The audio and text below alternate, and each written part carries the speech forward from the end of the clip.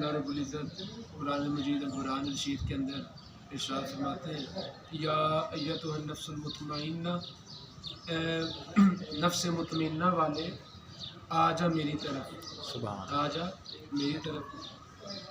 یا ایتھا النفس المطمئنہ ارجعی الی ربک راضیۃ مرضیہ فادخلی فی عبادی وادخلی جنتی۔ یہ لکھنے والے لکھتے ہیں، کہنے والے کہتے ہیں کہ جب امام حسین پاک سجدے میں تھے تب انہوں نے یہ اللہ سے سوال کیا کہ یا اللہ جو کچھ تو نے کیا میں نے قبول کیا، تو کیا تو مجھ سے راضی ہے؟ سبحان تو تب یہ آواز آئی یا ایتھا النفس المطمئنہ، یہی قرآن کی آیات کہ اے نفس مطمئنہ والے آ جا میری طرف، میرے بندوں میں شامل ہو اور میری جنت میں آ جا۔ وہ اتنی بڑی قربانی دیں پھر بھی وہ پوچھیں کہ مالک تو راضی تو ہے حسین سے؟ سبحان اللہ، اللہ کی شک نہیں کہ اللہ حسین سے راضی نہیں ہے، راضی ہے، بے شک لیکن سبق ہمیں سمجھایا کہ سب کچھ لٹا کے پھر پوچھتے ہیں یا اللہ تو راضی بھی حسین سے ہے کہ نہیں؟ سبحان اللہ، تو اللہ نے مہر لگائی کہ نہیں، آپ سے تو میں راضی راضی، آؤ میری طرف، یعنی میں تمہارا خدا تمہارا انتظار کر رہا ہوں۔ سبحان اللہ، تو نبی پاک صلی اللہ علیہ وسلم کی لاڈلی صاحب سیدہ فاطمہ الزہرا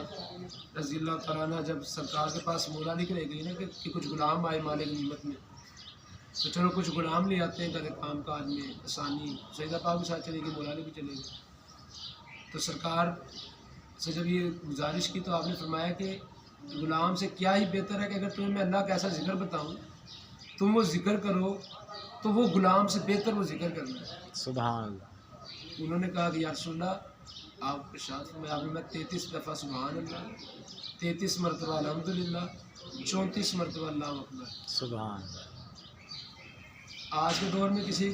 آج کیوں حضور نے فرمایا غلام کے بدلے ذکر لے لو، غلام کے بدلے ذکر لے لو، خادم کے بدلے نوکر کے بدلے ذکر لے لو اللہ کا۔ اور کچھ صحابہ کو جو حضور نے فرمایا تھا نا فلاں ذکر کی تسبیح کرو تو اس کا ثواب ایسے ایسے غلام آزاد کروا دیا، کیونکہ کچھ صحابی تھے، غریب بھی تھے، امیر بھی تھے، تو غریب صحابہ کو خواہش تھی کہ ہم بھی کوئی غلام آزاد کریں اور ہمیں بھی وہ انعام اللہ کی طرف سے ملے، تو حضور نے یہ ان کو بشارت دی، سمجھایا کہ سب کچھ پیسہ نہیں، تم اس کا ذکر کرو، تمہیں وہی ثواب ملے گا جو ایک عام بندے کو غلام آزاد کرنے کا ثواب ملتا ہے۔ ہمارے لیے اس دور کے مسلمان کے لیے سبق ان احادیث میں موجود ہے، سبحان اللہ، ان حدیث میں موجود ہے۔ مکان اچھا نہیں، آمدنی اچھی نہیں، جو نوکرانی یعنی بیوی جو تھک جاتی ہے کام کرنے کے لیے، جو خادمہ گھر آپ نہیں رکھ سکتے، تو جب وہ لاڈلی صاحبزادی کو حضور کہیں کہ خادمہ کی بجائے یہ پڑھ لو، ہمیں سبق سمجھایا کہ اپنی تمہاری بیوی تھک جائے کام کاج سے، اس کو کہو کہ یہ پڑھے، سبحان اللہ، بے شک، ہم یہ پڑھیں جو ہم تھک جائیں، اور ہماری خواہش ہو کہ ہمارا یہ کام کرنے کے لیے بھی خادم ہونا چاہیے تھا، پھر یہ شکوہ یا اللہ اگر تھوڑا سا پیسے زیادہ دیے ہوتے تو میں خادم ہی خرید لیتا، میں نوکر گھر میں رکھ لیتا۔ تو اللہ نے جب اس کے متبادل اس کے محبوب نے ہمیں راستے دیے ہو تو ہمیں چاہیے کہ ہم ان راستوں پہ عمل کریں، بے شک، ذکر چھوڑ کے دنیا نہیں بلکہ دنیا چھوڑ کے حضور ذکر دے رہے ہیں، حضور ذکر دے رہے ہیں دنیا چھوڑ کے۔ اب کچھ صحابی غریب تھے، آمدنی نہیں ہے حج کے لیے عمرے کے لیے، تو سرکار خواہش دل میں تو تھی نا، حضور نے فرمایا کہ جو اپنی ماں کے چہرے کو دیکھ لو، سبحان، مقبول وہ حج کا ثواب، یا رسول اللہ اگر کوئی 100 دفعہ دیکھے تو میں چاہوں 100 دفعہ دیکھو، 100 مقبول حجوں کا ثواب آپ کو ملے گا۔ اب اس میں پوائنٹ کیا تھا جب حدیث یہ فضیلت ماں کی تو ہے، لیکن یہ آج کا وہ مسلمان جو غریبی کا شکوہ کرے اور غریبی میں اللہ کا شکوہ کرے کہ اللہ نے مجھے کیا دیا۔ اب کئی لوگ حاجی گئے ہوں، کئیوں نے شکوہ کیا ہوگا اللہ کا، یا اللہ ہمیں بھی دیے ہوتے ہم ہی حج کرتے ہیں۔ تو یہ محبوب کے صحابی حج نہ کر سکے تو ہم ان صحابہ سے افضل ہیں کہ اگر ہمارے پاس مال اللہ نہیں دیا تو ہم بھی حج کریں، یہ ضروری نہیں ہے، ہمیں تو خدمت کا راستہ بتایا، مال خدمت کرو، مقبول حج کا ثواب آپ کو عطا ہوگا۔ یہ بات اس لیے سنائی کہ شکر اس دور میں ختم ہو چکا ہے، مالک کا شکر اس دور میں ختم ہو چکا ہے، امام حسین کی یاد سب مناتے ہیں، ہاں رو بھی لیتے ہیں، ہر کسی کا اپنا انداز ہے، اپنے اپنے انداز میں آپ کی یاد مناتے ہیں، لیکن جو اصل سبق آپ دیکھیں کہ خنجر تھلے بھی شکر ہو رہا تھا اس مالک کا، سبحان اللہ، خنجر تھلے بھی شکر تھا، بے شک، اور ہم بستر پہ لیٹ کے بھی شکر نہیں کر لیتے۔ اب عملی طور پہ مالک کا ہمیں شروع کرنا پڑے گا، تب وہ حسینی جو شکر اس حالات میں شروع کر دیں۔ اگر ہم یہ کہیں نا کہ آپ انہیں حالات میں چپ کر کے گزارا کر لیں تو لوگ پھر کہتے ہیں جی حکمران تو چاہتے یہ ہے کہ آپ لوگوں کے ساتھ ہم جو کچھ مرضی کرتے رہیں، آپ لوگ چپ کر کے بیٹھے رہیں، آپ لوگ چپ کر چپ کر کے بیٹھے رہیں۔ اپنے بچوں کی طرف ایک آخری بات ہے کہ آپ کو بات سمجھا دوں کہ بندے نے اعتراض کیا اس بات پہ، کہتا ہے جی دیکھیں جی حالات نے ایسے پیدا کر دیے کہ ہم باہر نہیں نکل سکتے، احتجاج نہیں کر سکتے، ہماری روٹی روزی مطلب ہر کہ ہم ڈیلی بیسس کمائیں گے تو پوری اترے گی ورنہ پوری نہیں اترے گی۔ تو مجھے اس نے یہ اعتراض کیا آپ بھی یہی کہہ رہے ہو کہ آپ اپنے بچوں پہ توجہ دو، اپنے گھر پہ توجہ دو، اور یہ ملک کی جو مہنگائی اور ملک میں جو کچھ ہو رہا ہے اس کی آپ کو فکر ہی نہیں ہے۔ میں نے اس کو بھی بات سمجھائی، میں نے کہا آپ کو پتہ سرکار دو عالم صلی اللہ علیہ وسلم کا فرمان کیا ہے؟ سب سے پہلے حضور نے تقسیم کا عمل اپنے بچوں سے شروع کرنے کا حکم دیا ہے۔ حضور ماتے بہترین وہ مال جو انسان اپنی اولاد پہ خرچ کرتا ہے وہ نیکی بھی ہے اور صدقہ بھی ہے۔ سبحان، یعنی میں باہر کسی مانگنے والے کو صدقہ دوں تو وہ صرف صدقہ گنا جائے گا، لیکن یہ اپنے بچوں کے ساتھ دگنا ثواب ہے، ایک تو کیونکہ میرے بچے ہیں اور ساتھ مجھے صدقے کا ثواب ملے گا جو ان کے اوپر میں خرچ کر رہا ہوں۔ حضور بات جو اتنا خوش ہو کے اپنے گھر والوں پہ خرچ کرتا ہے اللہ اس کا رزق اور بڑھاتا ہے۔ سبحان، اب گھر پہ تقسیم کرنے کا حکم اللہ یعنی حضور دے رہے ہیں ہمیں، یعنی اس کا مطلب حضور تو میں اپنے گھر کے اوپر توجہ دینے کا حکم دے رہے ہیں کہ اپنے گھر پہ توجہ دو کہ تمہارے گھر کے کیا معاملات ہیں، نہیں پاکستان کی بات وہ سن لیں، صدقہ امام حسین کی شہادت کا، سبحان، آپ کے خون مبارک کا، سبحان، اس ملک کو کچھ نہیں ہوتا۔ اس لیے کہہ رہا ہوں کہ آپ اور میں صاحب مرتبت لوگ نہیں ہیں، ہم صاحب ڈیوٹی لوگ نہیں ہیں۔ آپ اگر آپ کی اور میری ڈیوٹی پاکستان کے لیے ہو تو ہمیں رات کو نیند نہ پڑے، بے شک، آنکھ کھلے اور اپنے ملک کے لیے رو کے دعا کریں۔ میں اپنی بات کروں، میری آج تک آنکھ نہیں کھلی ان رات میں کہ چلو میں اپنے ملک کے لیے دعا کروں رو کے، آپ کی کبھی آنکھ کھلی، آپ میں سے کسی کھلی ہو،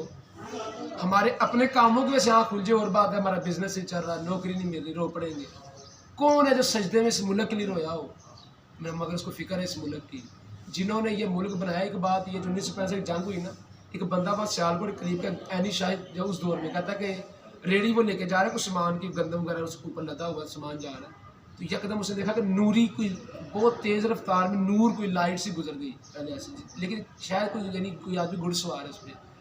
کہتا کہ میں حیران ہو گیا بڑی اسپیڈ میں۔ پھر دوسرا، اب وہ منظر المقتصر کیا دیکھتا ہے کہ اس نے پوچھا ایک گھڑ سوار تو آہستہ تھا کہ یہ کون ہے؟ انہوں نے فرمایا جو ابھی تمہارے پاس سے گزرے تھے یہ مولا علی کرم اللہ تعالیٰ وجہ الکریم تھے۔ سبحان اللہ، سبحان، پھر کون نہیں جانتا کہ 1965 کی جنگ میں راوی کے جو دریائے راوی پہ جو ان کے بم کون پھینکتا رہا ہے؟ انڈیا کا پائلٹ جب گرفتار ہوئے ان کا جہاز لاہور میوزیم پڑا ہوا انڈیا کا جو ہم نے تباہ کیا تھا، اس کا پائلٹ کا انٹرویو جب سے تفریح کی گئی پوچھا گیا، اس نے کہا کہ ایک سبز چوگے والے بزرگ تھے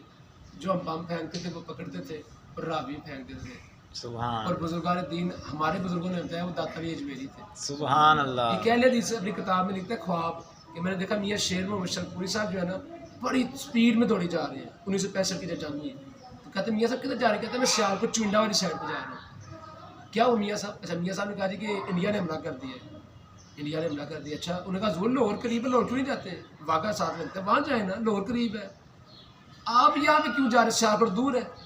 انہوں نے کہا کیونکہ لاہور میں داتا علی اجمیری کی ڈیوٹی ہے، ہماری سیالکوٹ لگی ہے۔ سبحان اللہ، سبحان، 1965 میں جب جنگ ہوئی مدینہ پاک میں جو لوگ خادمین تھے پاکستان کے رہنے والے سیالکوٹ کچھ اور شہروں کے، نمائے وقت نے خبر چھاپی کہ وہ سوئے ہوئے خواب میں کیا دیکھتے ہیں کہ سرکار دوبارہ جنگی لباس پہن رہے ہیں، ساتھ صحابہ نے تلواریں پکڑی ہیں، حضور کدھر تشریف لے کے جا رہے ہیں؟ فرمایا کہ انڈیا نے حملہ کر دیا، ہم پاکستان کو بچانے جا رہے ہیں۔ سبحان اللہ، ماشاء اللہ، یہ ملک ہم نے، ان کا تو پلان یہ تھا کہ صبح ناشتہ لاہور کا انارکلی بازار میں بیٹھ کے، ان کا تو پلان یہ تھا، انہوں نے کہا یہ تو ان کے پاس چیز ہی کوئی نہیں ہے۔ اور آپ کو پتا سیالکوٹ بارڈر پہ ہمارے فوجیوں نے تقریباً 2 سے 3 گھنٹے، تاریخ کہتی ہے کہ 2 سے 3 گھنٹے ہمارے فوجیوں کا اسلحہ ختم ہو گیا تھا، وہ نعرہ تکبیر، نعرہ رسالت، نعرہ حیدری لگاتے تھے، وہ ان پہ اتنا خوف طاری ہوتا تھا وہ آگے نہیں تھے آئے۔ 3 گھنٹے بغیر اسلحے کے فوج کھڑی رہی اور وہ آگے نہ آ سکے۔ سبحان، تو یہ ملک جنہوں نے بنایا ہے وہ اس کے وارث ہیں۔ یہ بات میں آپ کو پکی بات کر رہا ہوں، بابا جی سوری برکت سرکار کی کوئی امام حسین پاک کی بڑی محبت تو ان کے سینے میں ان کا ذکر فکر ساتھ۔ امام حسین نے جدھر ان کا اس وقت آستانہ امام حسین نے جہاں پہ آ کے 2 نفر داغ فرمایا نا ان کے آستانے کے حدود میں جدھر، وہ آج بھی جگہ حفاظتی تحویل میں وہاں پہ آج بھی انہوں نے ہائی لائٹ کیا کہ یہاں پہ امام بابا جی خود کہتے ہیں میں نے دیکھا امام حسین نے آ کے 2 نفر داغ فرمایا، سبحان اللہ تو وہ جگہ آج ہی محفوظ کی گئی ہے۔ تو بابا جی سرکار یہ فرماتے تھے یعنی حسینی یعنی اب میں حسینی کہوں گا تو حسینی لوگ یہ کہتے ہیں، یزیدی کہیں گے کہ ملک مٹ گیا، حسینی کبھی نہیں کہے گا ملک مٹ گیا، کیوں؟ بے شک حسینی یعنی بابا جی کہتے ہیں کہ ایک دیوانہ جنگل میں تنکے چن رہا تھا اور ساتھ ساتھ وہ یہ کہہ رہا تھا کہ وہ وقت دور نہیں جب پاکستان کی ہاں اور نہ میں اقوام عالم کے فیصلے ہوں گے۔ سبحان صرف ایک دلیل دے کے بات ختم کرو۔ آپ پوچھیں گے وہ وقت بہت قریب آ چکا ہے، اب تو بہت قریب آ گیا۔ آپ نے فیصلہ کیا کہ آپ نے روس کو نکالنا ہے افغانستان سے 1970-80 کی جنگ میں، روس کو شکست دی، سپر پاور تھی، آپ نے سوچا اور آپ نے شکست دے دی۔ پھر ہم نے حمید گل صاحب رحمۃ اللہ علیہ صاحب کا ISI کے چیف ہی کہتے تھے، آخر ان کا انٹرویو موجود تھا، کہتے تھے کہ ایک وقت اگر تاریخ لکھے گی کہ ہم نے امریکہ کی مدد سے روس کو شکست دی، اور پھر یہ تاریخ لفظ لکھے گی کہ ہم نے امریکہ کی مدد سے امریکہ کو افغانستان میں شکست دی۔ ہم نے امریکیوں کے ساتھ وہ کھیل کھیلا کہ امریکی نکلنا گئے افغانستان سے، اور وہ وقت قریب آن پہنچا کہ پاکستان جب فیصلہ کرے گا کہ یہ کام نہیں کرنا تو ساری دنیا کہے گی کہ کام نہیں کرنا۔ یہ بات ان کے لیے نہیں ہے جن کو حسین پاک کی بات سمجھ نہیں آتی، جن کو ان کی شہادت کا فلسفہ سمجھ نہیں آتا، ان کے پاس کچھ نہیں تھا، جو کچھ پاکستان میں اس وقت کچھ نہیں ہے ہمارے پاس، یعنی کہ اگر ان کی شہادت سے سمجھ لو ان کے پاس کچھ بھی نہیں تھا، لیکن آج تک حسین ہو رہی ہے۔ سبحان اللہ ہمارے پاس کچھ بھی نہیں ہوگا، یہ ملک پھر بھی قائم رہے گا بے شک انشاءاللہ، ملک قائم میں رہے گا حسین پاک کے صدقے ملک قائم رہے گا۔ انشاءاللہ اور آپ کی شہادت ایسی شہادت نہیں ہے، یہ اسلام کی شہادت ہے، اسلام کی بقا کی شہادت ہے، اور پاکستان اس شہادت کی ایک چھوٹی سی کڑی ہے، ایک چھوٹی سی کڑی ہے۔ اللہ پاک ہمیں اس ملک سے برکت توفیق عطا فرمائے، اور یہ کام سے نصیب فرمائے۔ اب ذکر اس کے بعد دعا کرتے ہیں۔